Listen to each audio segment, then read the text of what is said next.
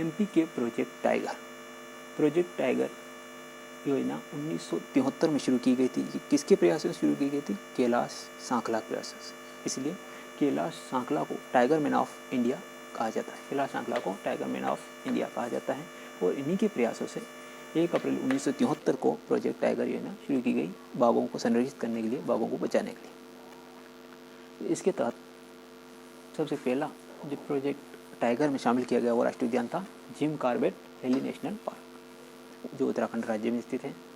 सबसे पहला project tiger इसी बनाया गया और सबसे पहला राष्ट्रीय उद्यान भी जिम कॉर्बेट ही बना, जो उत्तराखंड में है।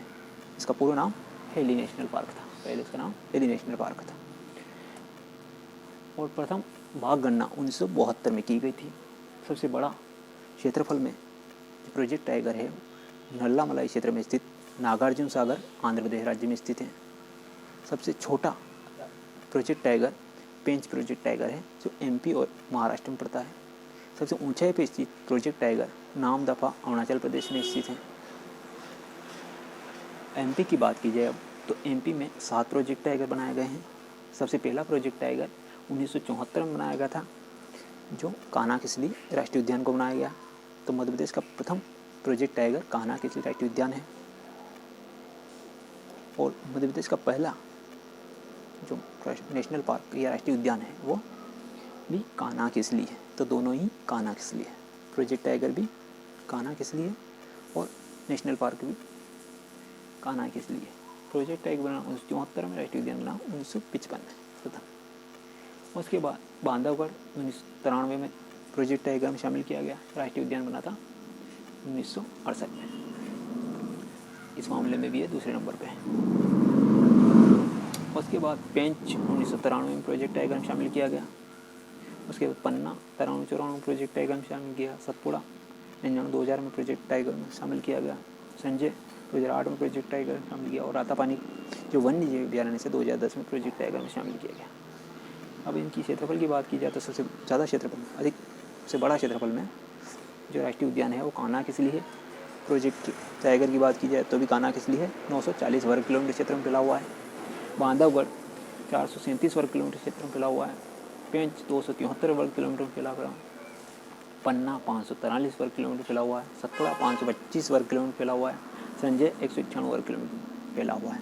अब इनकी मैप वाइज लोकेशन की बात करें तो पूर्व में सबसे पूर्व में पड़ता है, उत्तर पूर्व में सीधी जिले में स्थित संजय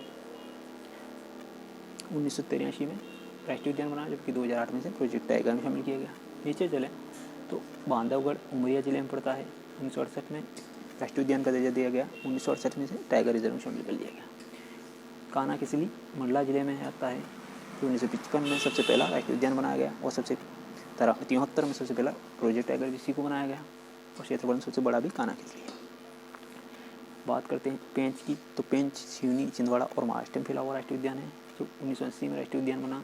1992-93 में प्रोजेक्ट टाइगर शामिल किया गया। रातापानी रायसेन जिले में स्थित वन्यजीव अभ्यारण्य है, जो सबसे आखिरी में भी लेटेस्ट है टाइगर प्रोजेक्ट टाइगर में शामिल किया गया। 1983 में से वन्यजीव अभ्यारण्य बनाया गया था। सतपुड़ा होशंगाबाद में स्थित है और सतपुड़ा पर्वतमाला में स्थित सतपुड़ा होशंगाबाद जिले में स्थित राष्ट्रीय उद्यान है, जो 1983 में राष्ट्रीय उद्यान का दर्जा दिया गया और 1999-2000 में प्रोजेक्ट टाइगर में शामिल किया गया।